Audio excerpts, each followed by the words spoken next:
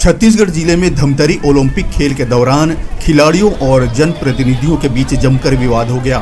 विवाद के दौरान खिलाड़ियों ने वीडियो बना लिया था, जिसके बाद हंगामे का वीडियो सोशल मीडिया में वायरल होता हुआ नजर आ रहा है।